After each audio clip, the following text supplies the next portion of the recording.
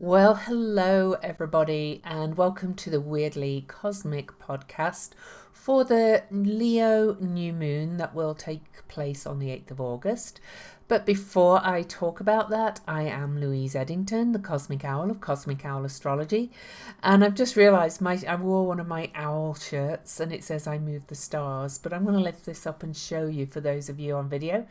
It says, I move the stars for no one.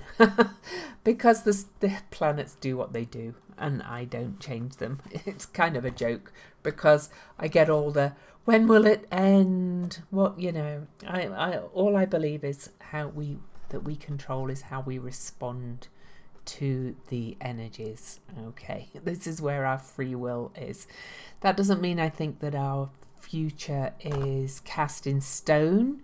I'm not a big fan of fatalism.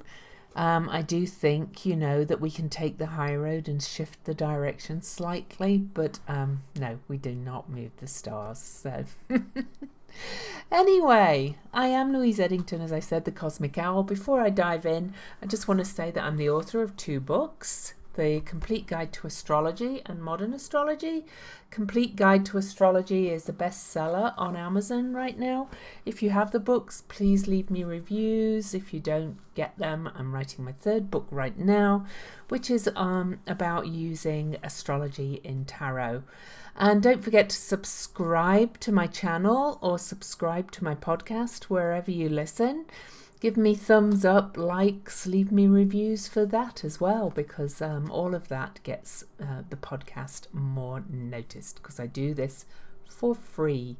Although on Anchor you can actually subscribe and support the podcast if you choose to, for as little as 98 cents a month. So I'm pulling a card I have pulled a card for this new moon. But before I look at the card, I'm going to say the new moon is on August the 8th, 2021. The Lionsgate portal, which I will talk a little bit about. It's at 16 degrees and 14 minutes of Leo, opposing Saturn in Aquarius and square to Uranus in Taurus, and I'll talk a lot about that. Not only is this new moon on August the 8th, it is also has a lot of 8-degree placements in the chart, and I'll talk about that as I go through. I'm also going to say that the new moon is conjunct Mercury. The new moon's at 16 degrees Leo and Mercury is at 23 degrees of Leo. And I actually, out of the deck, popped the Magus card, the Mercury card, when I pulled these things. And he's the juggler, the magician. He's the one saying that you can throw all these balls up in the air and really create magic with it. And there is huge potential in this new moon, as I'll talk about. I actually think it's a little bit more challenging than I've heard some people say, but I also think with challenges come possibilities and potential. So just having a look at this card, and for those of you that can't see it, it's the figure of Hermes in the Thoth deck, the Thoth tarot I'm using.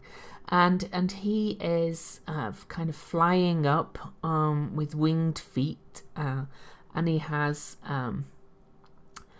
transformational symbols coming out of his head, and he's got all these symbols, the cups, the swords, the pentacles, and oh gosh.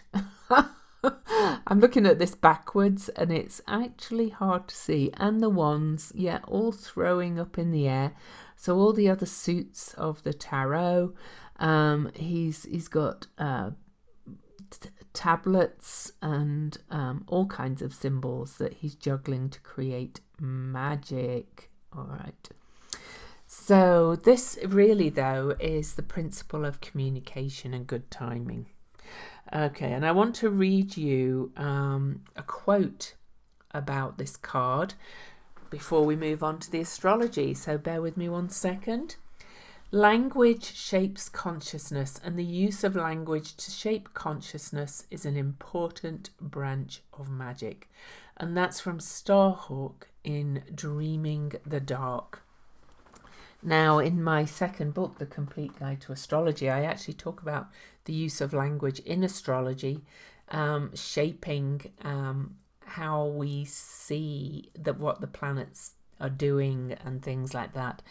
And it's my belief, not that we can change the planets, but that in using the language differently, we can change how we interpret what's going on, and therefore how we navigate the stars. All right, so back to the chart, back to this new moon. Now, this new moon is sandwiched between two full moons, two Aquarius full moons. We've just had one as I record this. That was at 1 degree Aquarius. And then the next full moon is, I think it's on the 23rd, I'm pretty sure. And that's going to be at 29 Aquarius. And this is not very usual. Well, it happens, about once a year, but all this is all contained in a very tight space. Okay, we get in two, but this to me is very interesting because of all the Aquarius energy being activated first by the Jupiter-Saturn conjunction of December the 21st, 2021 at 0 Aquarius, where Mars and Venus are going to meet at 0 Aquarius. I think it's March the 6th next year. It's March next year anyway. And then December the 7th, 2024, Venus, Pluto and Ceres are all going to meet at 0 degrees 20 of Aquarius. So the great conjunction of Jupiter and Saturn launched this 200-year period of great conjunctions in air signs that happen every 20 years, and we've just come out of an Earth period, and then that 0 Aquarius degree is being activated over and over, and we do know that at some point we are going to be in the age of Aquarius. Nobody ever really knows when it begins. I'm actually going to talk about my current theory about that as we go on. So, but this Leo new moon is still a Leo new moon, and Leo is associated with the heart. Leo rules the heart. It's ruled by the sun. So here we have a new moon, which is moon conjunct sun in the sign of the sun. And this year's Leo new moon is on the is on the Lionsgate portal, so-called, which is not just about just numbers, and I'll talk about the 8 soon, but it is actually the rising of the star Sirius and an alignment which is about aligning with Sirius moves closer to Earth when the sun is Leo, and it's seen in alignment with Orion's belt, and it kind of all lines up with the Egyptian pyramids of Giza. So it shows that Giza, the Egyptians kind of knew what they were talking about. And this is an alignment with the galactic center. So but the Lion's Gate is believed to be a powerful portal that's in play for kind of bringing new energy into Earth.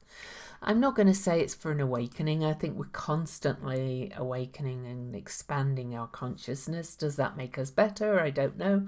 But we learn more. Our understanding of the universe is expanding, and so on and so forth. And the Lionsgate portal seems to be a real important point in that. So I'll talk more about Leo in a second, but let's look at all these 8s. So it's on the 8th of August in a 5-year, But so we have the 8th month and the 8th day, and we on this particular Lionsgate portal, we have the North and South Node at 8 degrees of Gemini and Sagittarius.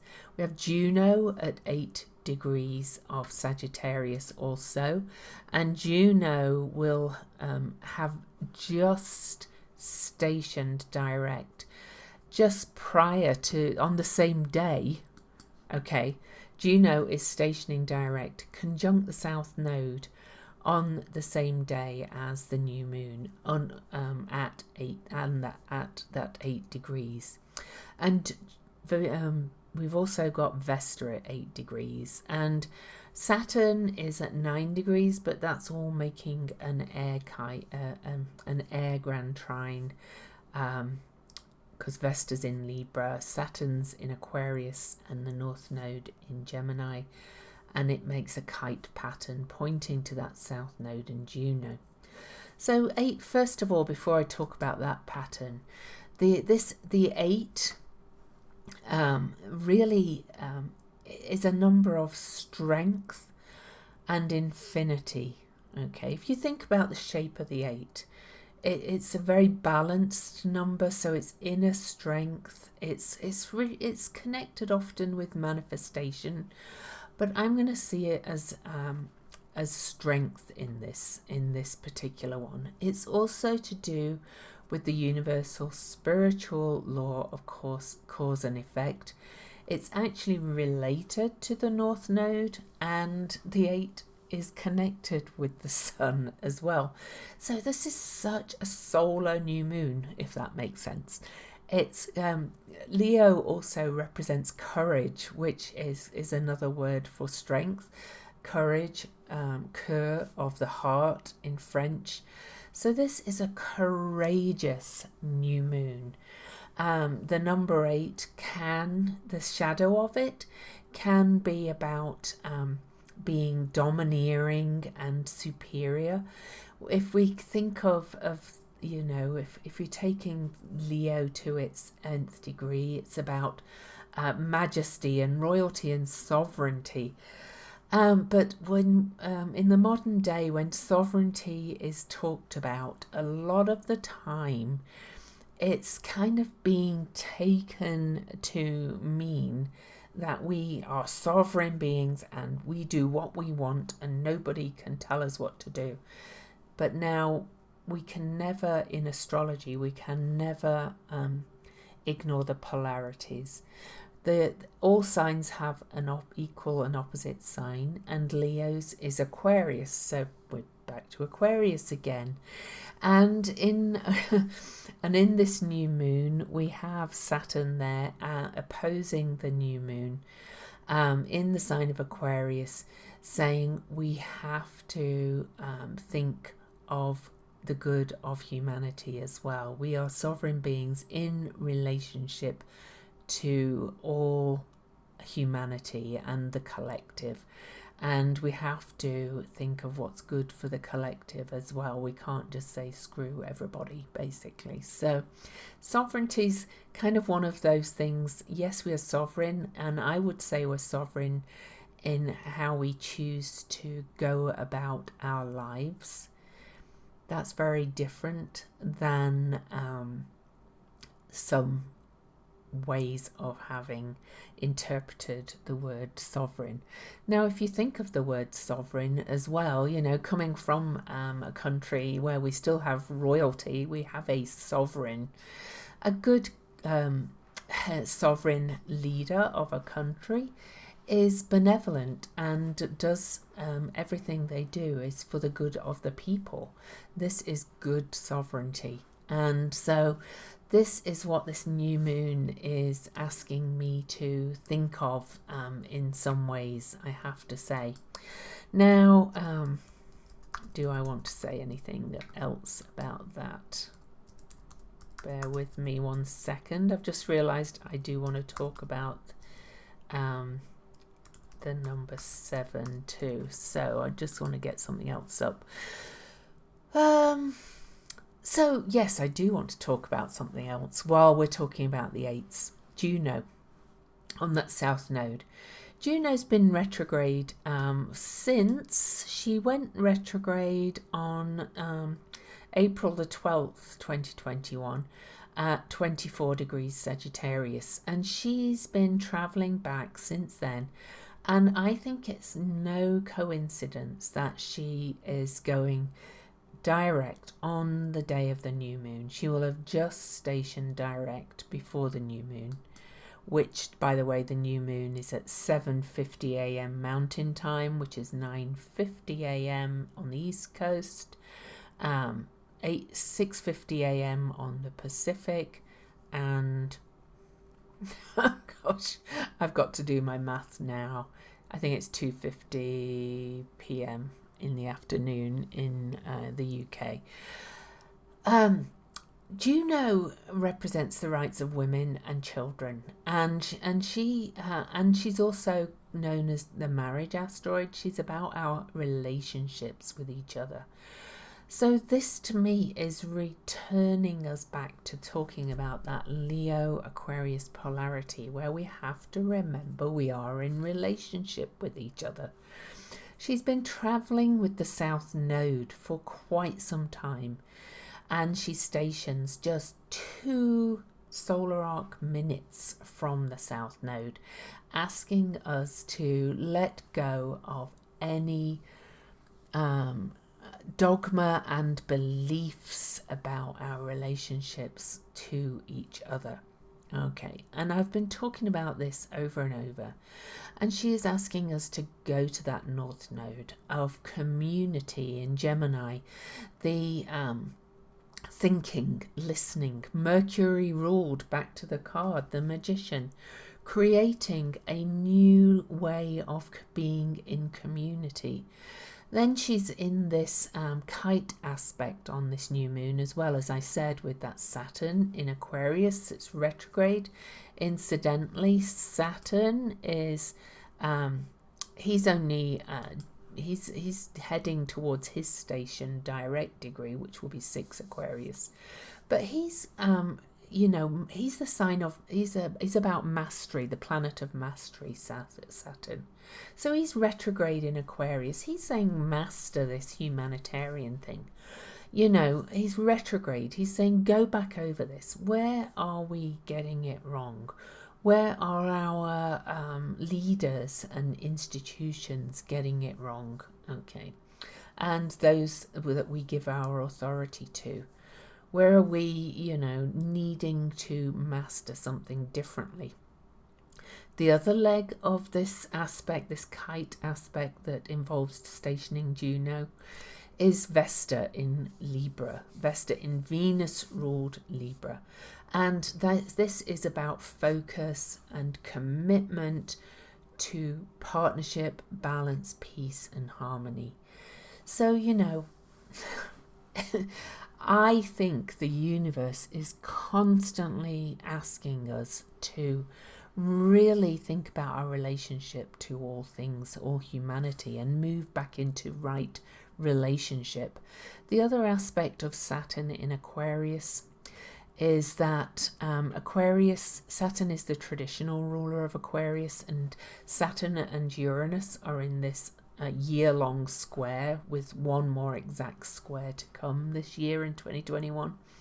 And Uranus is the modern ruler of Aquarius.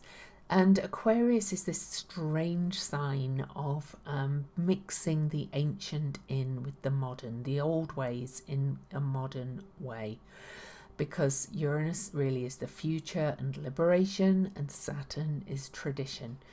And it's about not throwing the baby out with the bathwater, but about mastering that balance, about bringing perhaps the shamanic ways in a modern way, bringing in the indigenous ways of fire management, for example, and using that to help to control the wildfires that we have with climate change happening.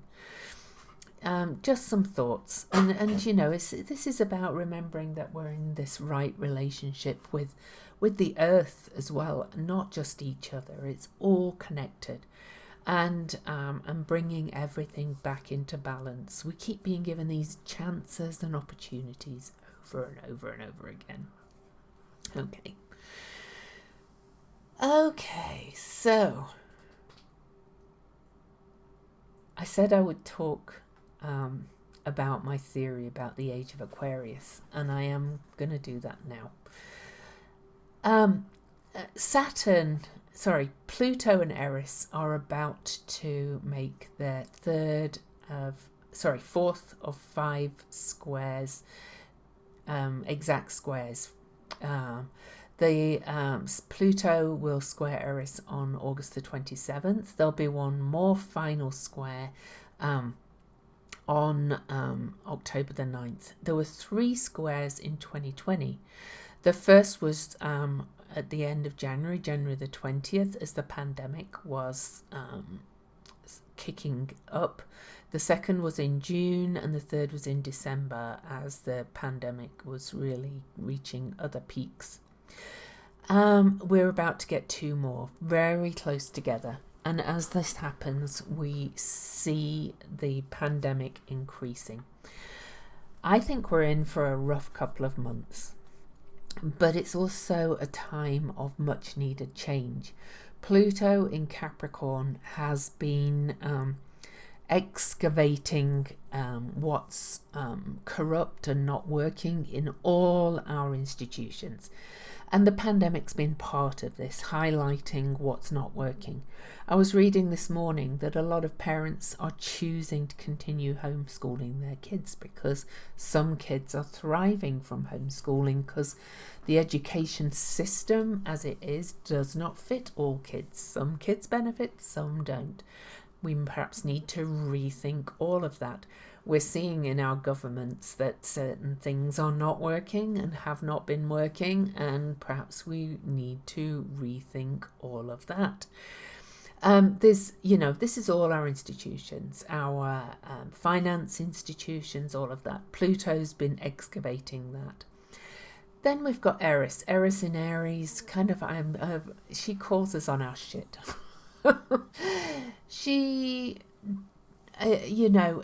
I've seen one astrologer always describes Eris as hateful. She's causing all this hate. I think she's revealing all this hate. I think Eris stands back and shows people who they are. That's why I say that she calls us on our shit. Okay. And so this square, all of this chaos, she's the goddess of chaos and discord. All of this chaos is showing us what needs to change. And I think we're in for a time of it, really, over the next few weeks, of really being shown that we have not learned yet what really needs to change, and things are going to get shaken up in a big way. How does that relate to the age of Aquarius, I ask you? I hear you asking. Well, 2,700 years ago, it was actually around 960. I'll just get my little list of charts. These are kind of my printouts and things, these charts I've got here. I've got 5 charts here from 691 BC through to 690 BC. There were also 5 exact squares of Eris and Pluto, with Pluto in Capricorn and Eris in Aries. That's the last time the 2 squared in those signs. And now that is about 2,700 years ago. Okay. And the astrological ages are thought to be about 2,600 years. So, isn't that funny? I'm just laughing. In fact, it's 2,711 years ago. They were in exact squares with each other. And so I'm wondering if that was really the start of the last age. They never start on a year. But I'm wondering if these particular, well, at least if they're a big part of it, when Pluto squares Eris from the sign in cardinal signs, okay, cardinal signs, then it's initiating a big change. And because they're both such slow moving energies, they do not square very often, okay, and they do not oppose each other very often. These are the only major aspects between Pluto and Eris that we're going to get in our lifetime. And they are in the cardinal signs. So I think that's very important. But even more than that, and I thank Daniel Fiverson for pointing this out. He's another astrologer. This period when the two were squaring with Pluto in Capricorn and Eris in Aries was called the Axial Age. Okay, and it was a time where the Upanishads were written. It was a real time of major change. There were new modes of thinking that developed almost simultaneously in 4 distinct areas of the world. It was a time of social unrest and political upheaval. Okay, it was, to quote German philosopher Karl Theodor Jaspers in 1949, he said, "The spiritual foundations of humanity were laid simultaneously and independently, and these are the foundations upon which humanity still subsists today." It was a pivotal time when human beings began to reflect about individual existence and the meaning of life and death. There was increasing urban civilization. There was a priestly ruling class at the time, but it basically disrupted the old sense of order and set the scene for the next 2,700 years. You know, the age of Pisces, a lot of people have connected it, or a lot of astrologers have connected it with just Christianity. But really Buddhism and the Upanishads and Hinduism and all this kind of stuff started coming out from the Axial Age. So maybe that's when it was all begun, really. So anyway, that's my theory about the age of Aquarius there for you. And that ties into all those, the Aquarius energy being set. And that brings me to the Saturn-Uranus square. The closest aspect to this new moon is actually to Uranus. Uranus is in Taurus still at 14 degrees and 44 minutes of Taurus on this new moon.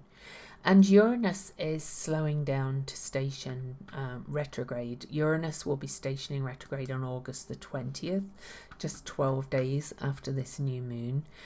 Therefore, Uranus is the strongest aspect to this new moon. And Uranus shakes things up. This is going to be a little bit of a rattler and roller, in my opinion. Okay, combined with Uranus stationing, with Juno stationing on the day, with the Saturn-Uranus square being activated by the Leo new moon in fixed signs, which really do not like being rattled and rolled. They like to set things in stone. I kind of think, and with the two Pluto-Uranus, Pluto-Eris squares approaching, I think we're in for a bit of a time of it, and we are going to have to really step into our hearts, heart-opening meditations, really stepping into what, we feel is really our heart leads us to do. Really being love to each other is really important on this new moon. And that brings me back to the Leo new moon, which is at 16 degrees, and it's which is a 7, so it's 16-7. The 7 is the number of the collective consciousness. Okay, this is about really tuning into spiritual awareness, spiritual development, mysticism, but with a real collective kind of energy. This is the Chariot card in the Tarot, the 7. It asks us to gather all our resources and really focus. That number keeps coming back again and again. And to have the courage to really follow the heart, and to the courage to make love a verb, and love is an action. All right, love isn't just this, oh, I love you and I do nothing about it. Love is action.